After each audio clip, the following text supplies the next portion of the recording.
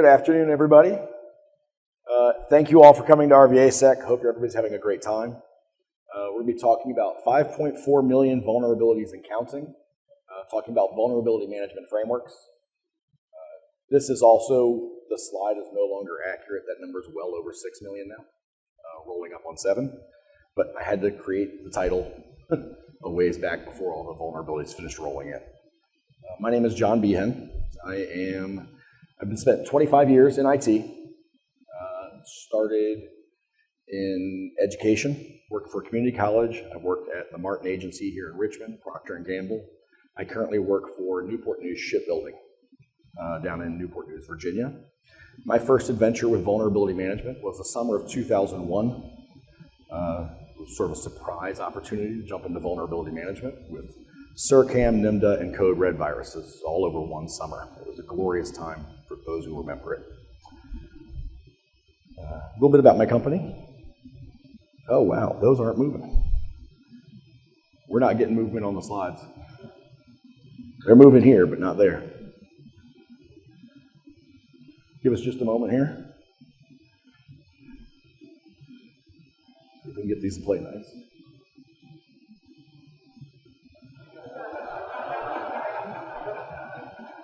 $2:59 a.m. I'm not going to be that guy. Anyways, I work for Newport News Shipbuilding. We are the only manufacturer of nuclear aircraft carriers in the Western Hemisphere. We are also one of 2 companies that makes nuclear submarines. We get some attention. We get just a little bit of attention, and vulnerabilities have a high risk level for us. We really would all prefer North Korea not have a Ford-class submarine, especially now that we've got the issues worked out. My team is 4 people. The vulnerability management team is 4 people. And we have been 100% remote since March 13th of 2020. Just to give you all a little bit of background on it. And I have one of my team members is here joining me, Brian, in the front row here. So he's going to keep me honest, or at least throw things at me later. We have about 70 to 80,000 devices in our environment. About 27,000 direct employees, plus quite a few thousand more contractors, vendors on site. So it's a very large environment. Talk a little bit about some of our background, some of the things that we've dealt with coming into this. 2017, we were starting to face a lot of increased regulation, contractual obligations with the Navy, in addition to SOX compliance, DFARS compliance. We have a long stack of them that we have to deal with. That certainly became a part of it. We had a number of inefficient processes. Our scans were by no means comprehensive. We also were running into issues of patching vulnerabilities was secondary to operational work. That's a huge issue. I imagine all of you deal with it at some point or another. Also, remediation was who was responsible for it. It also fell second place. There was a lot of things we didn't know who owned a particular application as opposed to who owned the device. These are challenges that we were running into all over the place. So in 2017, the organization recognized they had a problem and pulled together a dedicated vulnerability management team, known in our company as the 5 Guys, not the burger, though I do agree 5 Guys is better than In-N-Out. I will stand by that and die on this hill. It's truth. When they pulled the team together, they pulled a range of experience. Some had app admin experience, some had Exchange experience. A lot of the team was fresh out of college. Didn't have a whole lot of the experience that they needed in the environment, but this was the chance. At that time, just to put things in perspective, we had about 300,000 vulnerabilities in the environment. Our remediation velocity was around 60 to 65%. So 2018 comes around. They recognize, hey, we should probably start scanning workstations. Naturally, volume went up. It happens when you start scanning things, you find more problems. Our volume jumped to about 1.2 million vulnerabilities in 2018. One of the things they did with the team was time sharing. They took all of our 5 vulnerability management team and they sent them out to work with different teams like Exchange, SharePoint, working with app admins, to have some exposure to what the operational environment looks like. Great opportunity so they could see from up close the impact that vulnerability management would have on operations, educate the team. Fantastic idea in a perfect world, but as the last 2 years have shown us, there's nothing perfect about this world in any way, shape, or form. All 5 guys immediately became additional admins and got put on the on-call rotation, and vulnerability management became a secondary priority to operations. I know none of you saw that coming, right? So as we started going through that time-sharing process, we also started to recognize something called the tail. Scorpion's tail, the tail, whatever you want to call it. If you have 100,000 vulnerabilities and you resolve 65% of those, you now have 35,000 vulnerabilities that are overdue. If you repeat the thing next month, now you've got 70,000 vulnerabilities that are overdue. And there's this ever-building stack. And it tends to come back and sting you, thus the name, the scorpion's tail. That number was getting up around 40 to 50,000 at the time that we decided we needed to restructure the team. So we need to rethink how we manage vulnerabilities. This was the opportunity. I made the mistake of raising my hand. I'd been out of the Air Force long enough that I forgot to not volunteer. And I was brought in to sort of help restructure some of that. Brian, my colleague here in the front row, had the opportunity to reach out to all the managers across the company in IT and say, any idea how we can fix this? My manager brought me in and said, ask him, it's his problem to deal with. That was how I came in. So we finished up 2018 with about 1.2 million vulnerabilities, as I said, and our remediation rate had gotten to around 70%. So we had improved it. Definitely seen improvement over a much larger number of vulnerabilities. 65% over 300,000 to 70% over 1.2 million is a significant improvement. Then we're going to move into 2019. That's when we restructured the team. First thing we did was we reached out, got all the 5 guys, and brought them back home. Time to come back home. It's clearly not working having everyone out there. No more on-call work. That's not what we have you structured for. Your life will be miserable in other ways. On-call is not going to be part of it. When you're staying up late, it's going to be because there's a really real threat. We need to patch 79,000 devices. That was where we went through, and we started the restructure. First thing we did is recognize we have 40,000 vulnerabilities that are overdue and critical. Serious issue. It doesn't matter how big our environment is. 40,000 exploitable vulnerable points on our network is still 40,000 different points. It doesn't really matter how big your network is, because somebody's not going to say, oh, well, they only have 5 out of 1,000, so I'll leave them alone. They did pretty good this week. Also, incidentally, bad actors don't care what your holiday schedule or shift rotation is. It's an important thing to remember. So we restructured it and pulled the team together. We put a big focus on overdue vulnerabilities, driving those numbers down. And in the first 3 months, we drove those numbers down by about 90%. To 2-3 months, we drove those numbers down about 90%. So we got to under 4,000 was sort of the initial effort. Let's get that big tail out of the way, get that number pushed down so that we don't have those same kinds of issues. One of the next initiatives we put in place, and we had to design this for our senior management, lay out how we thought we could address this, not only solve the problem right now, but more importantly, keep it from coming back. It's one thing to put the dumpster fire out. It's another thing to take the matches away from the person who started it in the first place. So one of the things we decided was a knowledge base. We were running 2.4 hours per admin per week were being dedicated to vulnerability management across the company. It was about 110 people at the time. Were contributing an average of 2.4 hours. People who were successful at managing their vulnerabilities were spending twice that amount. They were spending almost 5 hours per week around vulnerability management to keep everything on track. Those are the people who were successful.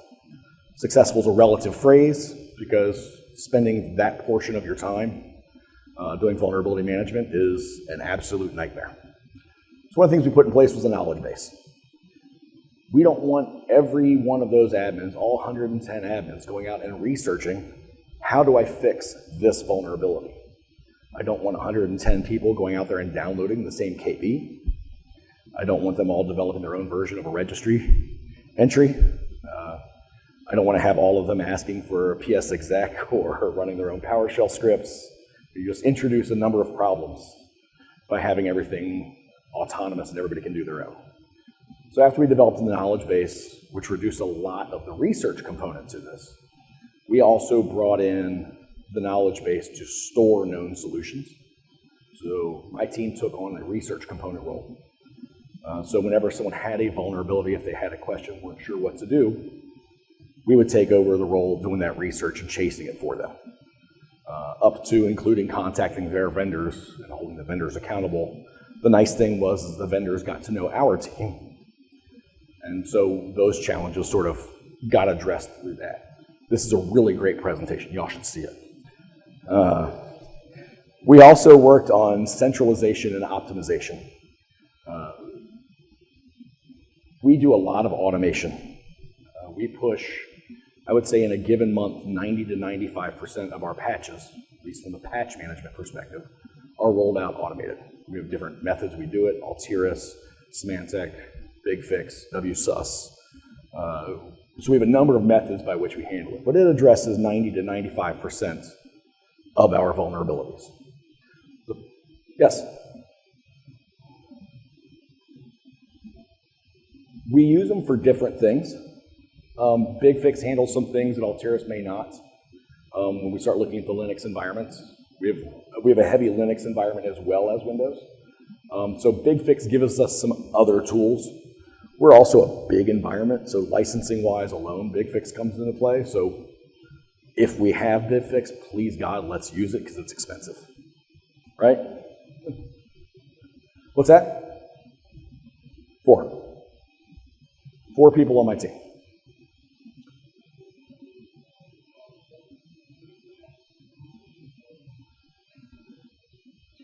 So I'll get into some of that when we'll talk about it, but when we were starting this out, we were at 2.4 hours per admin per week across about 110 admins we're dealing with vulnerability management. That number has come down drastically, but we'll get into some of how that happened. So through that automation process, we can get 90 to 95% of it handled. The problem is that still leaves that really big chunk. That's a big number, whether it's 95%, 99%, even 1% of our network is a very, very large chunk. It's about 800 devices. And 800 devices having all of their vulnerabilities still out there is not something I want to explain to my board. So we started centralizing a lot of this, and my team took on a lot of the client remediation role, and admins are responsible for their processes. Anyway, so we started working on centralization and optimization, bringing things into the team, having centralized answers, optimizing how we could do it best, what's the best method for pushing out registry changes. GPOs are fantastic unless you don't have a really good GPO management process. Anybody in here deal with GPOs on a regular basis? You understand the mess when there's a whole bunch of little GPO changes, and then you look at what your entire RSOP is. A very ugly process to look at when you've got that many devices and that much exception and change and modification to it. So we started having a lot of success. We brought our remediation in 2019 was about 98.5%, over 2.6 million devices, or 2.6 million vulnerabilities in 2019. By far our biggest year so far. We firmly expect that to go up. 2020, yeah, COVID hit. That was fun. That was a lot of fun. We have 27,000 people in one location, one site. We are 2.5 miles wide by, or 2.5 miles long by a mile wide physical location in Newport News. We have our own police force. We have our own firefighters. We have all of it in one big place. It's one giant city right there on the shore. And now we all need to be 6 feet apart, despite the fact that some of the enclosed spaces that they weld in are not 6 feet across. Presents interesting challenges, right? Great opportunities for improvement. My team, recognizing that we did not contribute anything by sitting in the office, immediately went remote. My team has been 100% remote since March 13th of 2020. And it was a fantastic test of the systems that we had implemented. Because if we can do it remote from a living room, a few weeks ago, Brian actually was working remote from Mississippi with no interruption. So it was a great test of the system we put in place. Was this a fluke? Where are we? We had 2.1 million vulnerabilities in 2020. It was very nice because apparently the bad actors were also tapering off and separating from each other. Nice reprieve. We have maintained a 98.53% vulnerability remediation rate for the last 2.5 years, just to put it in perspective. So we're going to talk a little bit about how that was done. By the way, this year, we're still maintaining a 98%, greater than 98%, and we're on track for 2.3 million vulnerabilities this year. Add all those up, it's a lot more than 5.4 now. But I swear that's what it was at the time. So let's talk a little bit about some of the industry benchmarks. Can we talk about, oh, yes.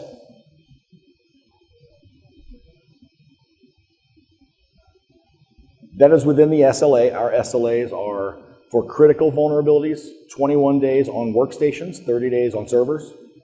Highs are 30 days on both. Mediums are 60, lows are 120. That'll help some. We'll talk a little bit about that as we get into here.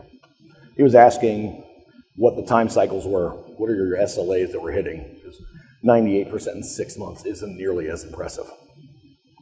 I want to talk about some of the industry benchmarks that we're trying to find, because as we were struggling through this, trying to find out what we should target.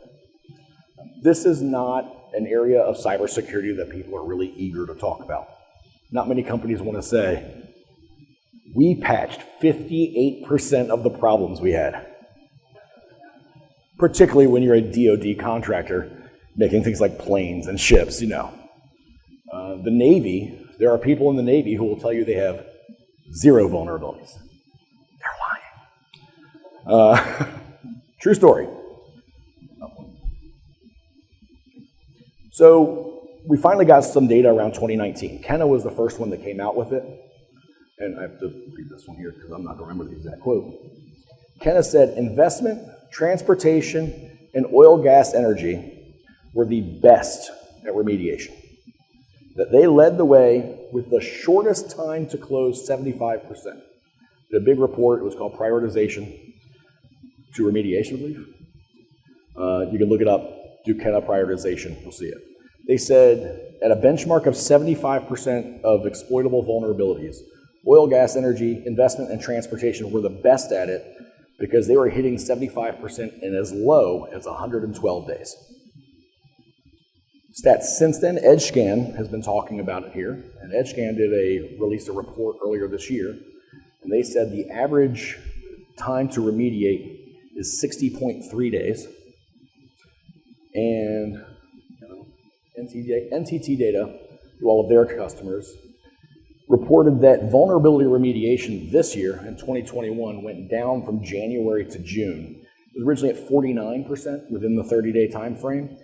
As of June, it was at 38% of vulnerabilities across the industries, across cybersecurity through all of NTT Data's customers. 38% of critical and high vulnerabilities are remediated within their SLA. It's problematic.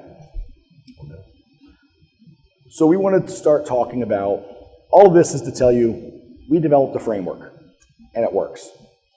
One of the big challenges you have is if you look at the NIST framework, or if you look at COBIT or OWASP, or fill in the blanks, right? They all have risk management frameworks and talk great about how to take care of your risk. If you go and look at those and dig really deep, you have to do a word search for vulnerability or remediation or mitigation. What they tell you is make sure you remediate or mitigate your vulnerabilities. That is the official answer. Make sure you take care of it. That wasn't quite enough of a framework for actually figuring out how to do it. And if you're at a company trying to implement vulnerability management, how do you do it? How do you show your boss this is the roadmap for building a program that's sustainable? So we took our framework, started polishing it, broke it into 6 domains, And it's my position that if you address each of these 6 domains in a way that is appropriate for the risk that you are exposed to at your company, you will be taken care of and you will have a good handle on your vulnerability management. That comes with a caveat that as you have a higher risk exposure, as you have a larger network, larger environment, more unique settings, that complexity comes up. Obviously, I cannot get away with a spreadsheet for managing vulnerabilities, but there are many companies who can. So the first domain is asset management. It is the #1 most important thing in cybersecurity, hands down, no question. If you don't know what devices you have, you cannot secure them. If you cannot tell me this device belongs on my network, you cannot prove that it's not a rogue device. So you must know what's on your network. If you don't have good asset management, stop, go back, figure that out. Period. It is the foundation for cybersecurity, period. If you don't know the devices, you have no luck. That includes in the cloud. If you don't know what devices have been spun up, if you've got something that automatically pops instances up or pops slices up because we've suddenly hit this demand and you don't realize that it's popped up, that's important. Also in the cloud, if you're spinning something up off of a golden image, it only has the updates that were in place up until that golden image was made. If you haven't upgraded your old golden image from since 6 months ago, you're going to have a problem. All problems we've actually seen.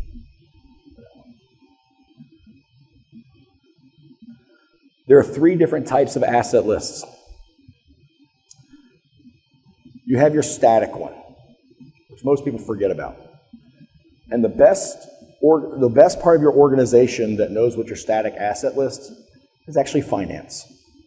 No matter how it came about, whether it came about through shadow IT, somebody doing it on an expense, on their own personal debit card, whether it came through a purchasing program, if money was spent for it, finance knows about it, has a record of it somewhere.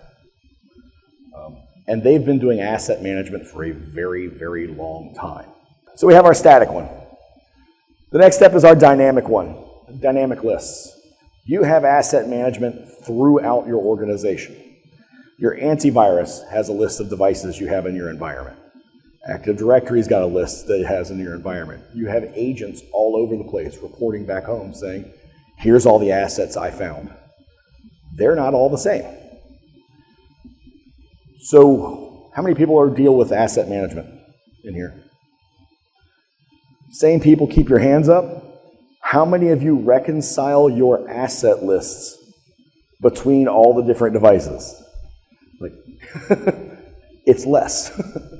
So once you reconcile across all of those, it helps operations too, because the person who's running McAfee or Active Directory, it would be beneficial for them to be able to go out and troubleshoot why they're not getting that agent reporting. Why is it not showing up?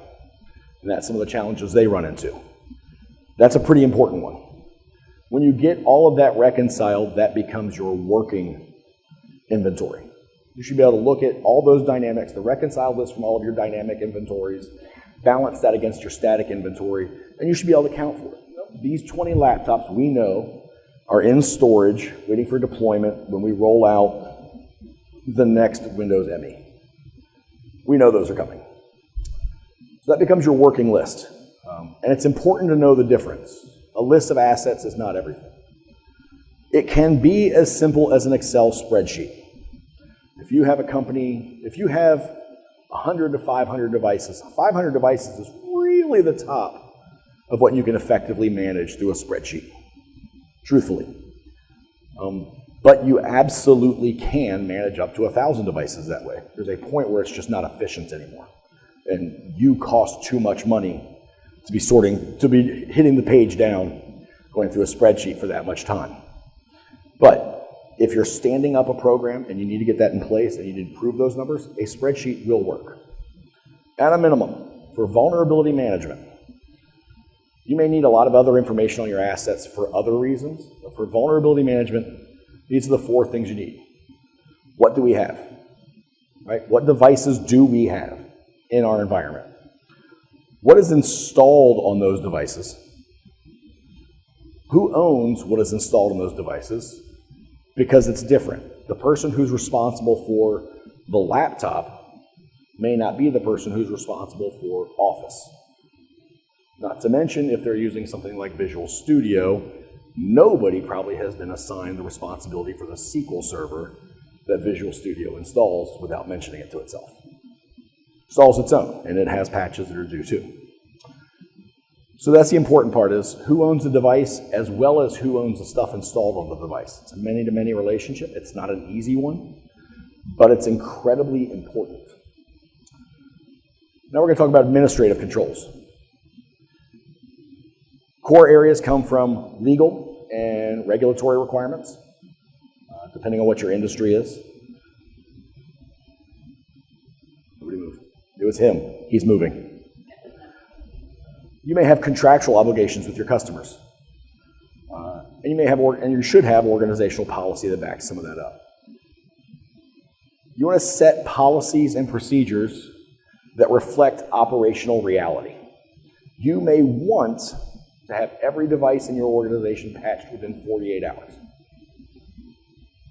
If you need to test patches for 4 days, it's not going to happen. That's reality.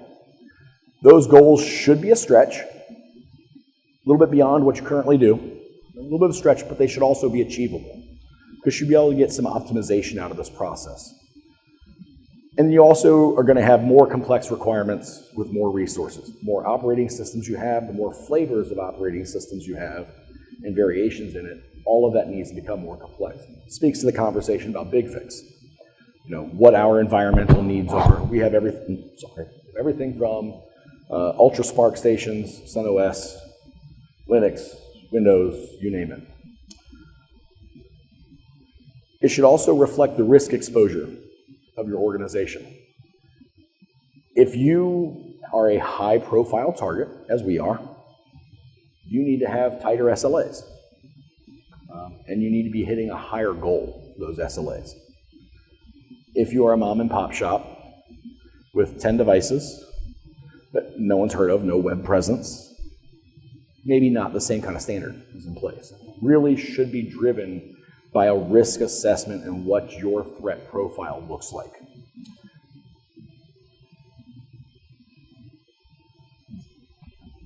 So that's where we wrap around risk exposure and doing that assessment. It's probably the most important thing you can do in your organization, with the exception of asset management. That's more important, but really understanding your risk. Here's the big one. You should have a process for accepting the risk. There may be systems that you flat out can't patch, or there's a configuration which is considered vulnerable but will fundamentally break your business. You don't get extra points for shutting the business down but being secure. Being in business is itself a risk. You need to accept some of those facts, and you need to have a process for it. Because just because you are not willing to sign off does not mean that you are not accepting the risk. You accept risk by allowing it to exist on your network. The second you're aware of it and you allow it to remain, whether someone signed off on it, I got really busy, your company is accepting the risk, whether they intended to or not. And it's an important factor, and it's a big one that you have the conversations with management and with the C-suite, is this is a real risk. This is also a place where you can leverage financing again, because this is a world they deal with all the time. Let's talk a little about detection. The complexity of your detection scheme should scope with your risk exposure, like everything else. If you are a small company and you don't have an IT staff, it's one person who also sweeps, it may be going to the 10 devices you have and looking at them, are you patched? Right? Check in, see if they're patched. It's fundamental, it's basic, it does work. It's not the fastest thing in the world, it doesn't scale well, but it will let you know where you are. If you are a large organization, you may have multiple WSUS servers in different locations across the world, pushing those patches out. And we'll also talk about config management a little bit. You should be at least as frequent as your SLA requirement. I've seen this one a lot. If you have a requirement that we have to patch within 7 days, and you only check to see if it's patched every 30, you're either in amazing compliance or not at all. You have no idea. So whatever your detection scheme is, whether it's someone walking around and looking at them all, or you have automated scanning happening on a daily basis, your detection scheme has to be at least as often as your SLAs require the patches to be implemented. Start with patching, seriously. Patching takes care of so much of it. There are configuration problems that patching has addressed. It's not just software bugs or vulnerabilities introduced in that direction. Patching is your most important point of vulnerability management, especially when you're starting a system up. Also, this one's critical. Just because you made the patch available or you pushed the patch to devices does not mean it's successfully installed. You'd be amazed the number of times you hear, we made that patch available a week ago. Okay, how many devices didn't have enough hard drive space?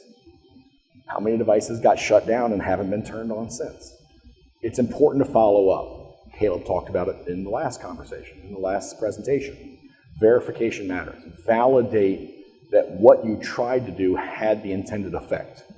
How many people dealt with Hive Nightmare here in the last couple months? Hive Nightmare, perfect example. Microsoft pushed, I think, 3 patches over the course of a week. Still not sure any of them actually worked. It ended up being a registry entry you had to do on your own on the backside and cross your fingers and hope, right? So verify that the patch fixed what it was supposed to fix. Patching is more than Microsoft, Apple, Google, and Adobe. You'd be amazed how many people have bought something from a vendor. One of our vendors out here, they got this great appliance, not paying attention to the fact that it's running Apache, and now they need to make sure the Apache on the appliance underlying the perfect system also needs to be patched. Anyone who dealt with Java over the last couple of years, making sure you have a purchase process for Java. Remember that asset list? Remember it had all the things that are installed on it? That's how you know what to patch. Comes in handy. What's that? I understand, but I'm nervous. Prioritization and mitigation. These two sort of go hand in hand. Prioritization boils down really simply. Fix whatever presents the most risk first. It's a fundamental concept, but it's amazing how often it gets missed. One of the big challenges right now is vendors all over the place are talking to the idea of prioritize, only 5% of these are actively being exploited, so focus on the top 10%. What they're missing in that conversation is a number of vulnerabilities that started off as a low or a medium until someone figured out how to weaponize it. You can be on the backside of that and having to patch all of those devices now that it's critical, but if you'd patched it when it was a medium priority, you wouldn't have that same issue. If that makes sense. 3 components to evaluating risk when you're looking at it. Trying to boil it all down. The severity or threat of the vulnerability itself. This one's a very mean vulnerability. It likes to tear things up. Mitigation for the device. If the device is a Windows XP box sitting on the outside edge, and it's got a medium vulnerability on it, I'm much more concerned about that one than the critical vulnerability. It's air gap sitting in a vault where no person can get to. So the device may have mitigation itself. And then the asset valuation. How much effort are you going to push into fixing vulnerabilities on a system that has no value to the organization? It may be better just to shut the device off. Certainly a possibility. Goes to that idea. You may have mitigations that are already present. When they push out a vulnerability and they allow for different ratings, CVSS ratings, they aren't taking your network into account. They're not looking at whether you have 2-factor authentication, how your administrative accounts are structured, because you all have your privilege accounts separated, used only for one specific thing, none of them are shared. I'm sure that's true, right? So you may have mitigations that block some of the threat of these, and they aren't as high a priority. Others may be a higher priority. CVSS is a great start, but it's not necessarily a complete view for your team. You really need to understand your vulnerabilities. And that's one of the things that we found with that centralization, is that our team's job is to know, understand, and love the vulnerabilities themselves. Understand how they work, what makes them tick, and how to stop them. Don't rush to prioritize away the risk. It's really easy to get caught in that loop of, we only have 5% that are being actively exploited. We only have 10% that are really considered critical. Those prioritization schemes are fantastic for helping you decide what to go after. And if you absolutely positively can't go after everything, and there's no chance or even half of it, it helps you get the most important ones first. The goal is still to remediate all the vulnerabilities. You can't lose sight of that, and that's a big challenge in the industry right now. So let's talk about remediation. Know your operational model. Our operational model is app-centric. The app admin is the top of the stack. They own the application, and they're responsible for everything under it. They're responsible for the server architecture. They're responsible for the supporting software. Our distribution team will make sure that they have access to the patch through WSUS, but making sure it gets installed on that system is the app admin's job. That's their role. But that may not be true in your organization. So it's important to know who is responsible for pushing patches to your devices. Then you get into GPOs. Who's responsible for pushing your GPOs? It's probably not the app admin who owns this particular server. So what's that process look like? What's that coordination look like? Look at all those kinds of variations. How about device or registry configurations? Could have a different touch. If you have Linux devices, app admin may not have it, because app admin doesn't necessarily need to have root access. You may have a Linux team, as we do, who handles root access, and they handle that job. So know what your operational model looks like. Automation, friend or foe. I race sailboats for fun. It's what I do for entertainment because I'm a masochist. One of the things you learn in there, the only thing worse than sailing in the wrong direction on a race course is sailing in the wrong direction really fast. It's true here too. We have to be careful. Automation is an amazing tool. It's an amazing knife. You can use it for anything. It can also cut you badly. So be careful before you jump all the way on the bandwagon. We had an incident where we had an co-op, who was amazing, fantastic, loved him. And he developed a script that would push patches. Didn't have any error handling in it. It was a fun conversation with our SOC guys. It was not fun. In your environment, where are the warts? You've got that legacy application that you know is a nightmare. You can't patch it. No one wants to touch it because they're afraid if they turn that device off, it might not turn on again. It's also the one that the entire company's business model is based on, right? The entire business model of the company is built on that one rubber band, and we can't stop it long enough to put a new one on, so we've got this running process that happens. Legacy systems are often the most critical to your business and are also the most vulnerable. Just because they no longer release patches for it does not mean it's now secure. Quite the opposite. And then one of the big questions that's going on right now. You've optimized this. You've got it perfect. You've got a 14-day SLA in place. You've built your team out for it. We can get everything rolled out. It's a stretch, but we can do it, and we've really built it. Now a patch comes out of band and it has to be installed within 48 hours. Your team probably cannot do that effectively, certainly not multiple times as we've seen in the last few months, in the course of a month. I think it was August. We had three out of bands or 3 emergency patches that came out in the same month. Your team can't turn around like that. If they are dedicating that much effort to pushing an emergency, they are not doing other operational work. This goes into our risk profile, right? Know what that risk is. I'm suggesting that you treat it as incident response. Right? Here's a threat to our environment. Treat it through incident response. Triage it the same as incident response. Run it through that same process. You're going to get more buy-in from management. You're going to have people who understand the severity of it better. This is not just your normal monthly patch. This is an issue that needs to be dealt with. Something to consider. Last, we're going to talk about metrics and reporting. Here's the very basic metrics of what you need. What did you find? How many? How many of those were due within this month? Just because you found them last month does not mean that they're due in the same month, depending on when they were found. How many of the ones that were due actually got done? Hit that remediation velocity. And most importantly, what's left? Because we don't want to get that big stack again. We don't want the tail to show up again. Different audiences have different interests. Give them different metrics. Senior management is concerned about risk. What is our risk exposure? How much residual risk do we have? What kind of risk are we facing? You'll hear the same thing repeated in all kinds of different sentences. That's what senior management cares about. That's it. Middle management is concerned about efficiency.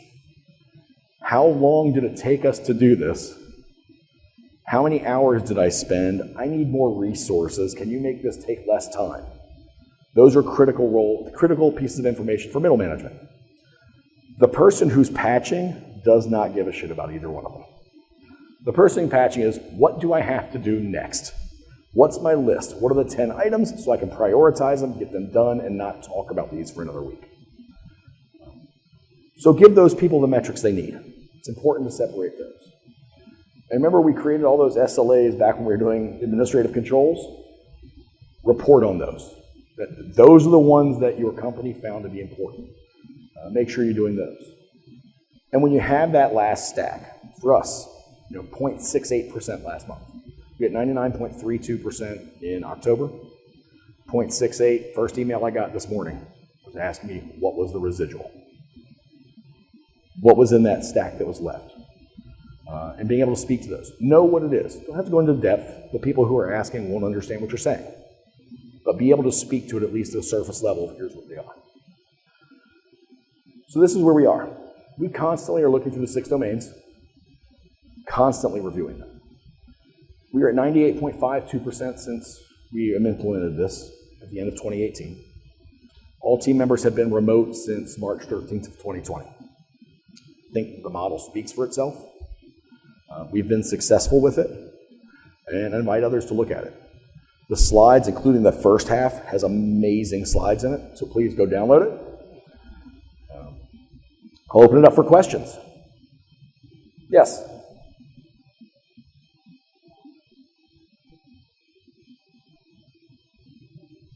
This question was, what would it take to get from 98.52 to 99? A time machine. We had an incident in July. We had a period in July where there were some exceptions that didn't happen that we dropped to 89.68% in July. So, averages are brutal. We've been maintaining over 98% for a long time. Part of the challenges is what gets left over is a residual, who owns it, and how much of a threat is it? MS-XML. It's out there, it's not supported anymore. How much exposure is there? There's not an unexploitable exploit to it. How much threat does it present? And so chasing some of those. That last 2% gets very, very, very expensive. I keep referring to finance. Finance will absolutely tell you, you don't spend $1,000 chasing a missing 50. So, but it depends on your organization's risk perspective. That same conversation can happen at 80%. How worth it is to chase the last 20%? And depending on your organization, it might not be worth it.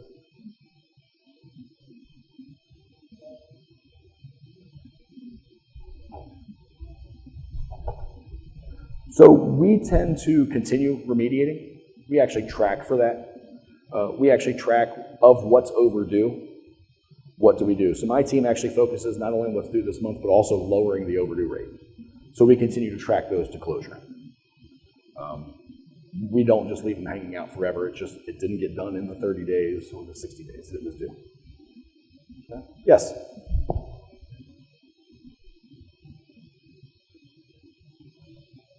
No, I would say that we're a lot faster than that. Some of them are 33 days. There are very few things that we had hanging out.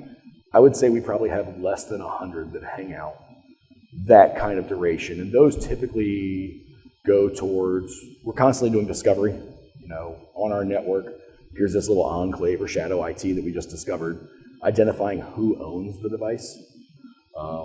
OT, ICS and OT is an area that, how do we want to address this? We don't want to rush to fix it because sometimes the medicine's worse than the disease. But yeah, not a whole lot. With 2.3 million, I would say we're less than 100 that actually have any kind of duration, and we have a story on all of them. Right. Who else? Yes?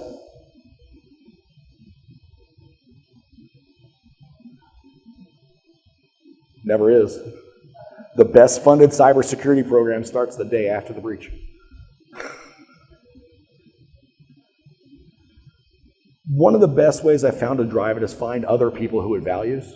If you can sell the value to other people, you can build that sort of inertia, right? Ops is going to have a lot of opportunity for it. Again, finance is your best friend. If you can help finance figure out what that leasing process is, so since we have asset management, we know where everything is, who owns it, where it's sitting, I can now turn my lease stuff in faster and we can get a bigger, it's not going to cost us that extra 6 months of overage costs, which is always more expensive than the actual leases. But that's key to it is to actually identify other people who would benefit from it and build that groundswell up. But honestly, if you don't have that buy-in or can't get that buy-in, it's going to be a struggle. But that's where I'm saying suggest tying in with finance because they do risk management and the CFO gets listened to even if the CISO doesn't. Yes? Mm-hmm.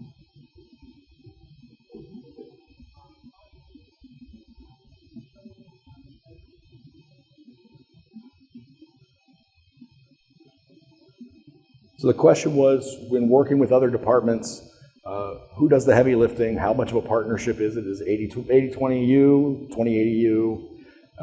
Do you not let them see your secret sauce?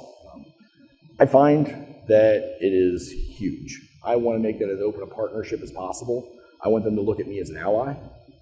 But I'm also a big fan is I want to make sure that what I'm doing is not making their job harder. That's the key towards working better with them. Has been my experience. So hope that helps. Yes, sir. Hold on. Yes.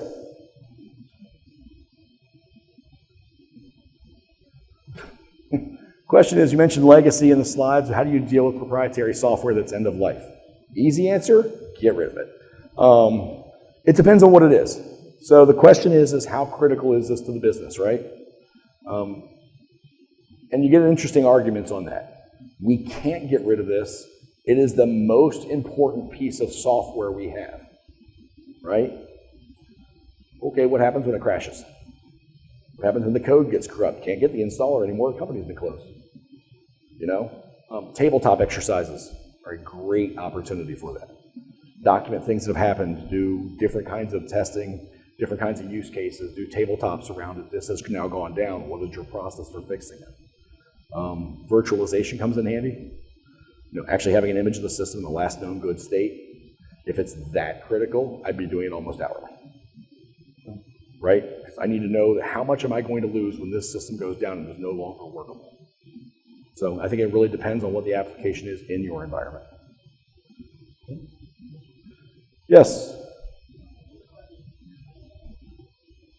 Okay, this is the last question here. I will stay after. If anybody has questions, I'll step outside, but... Okay, yes.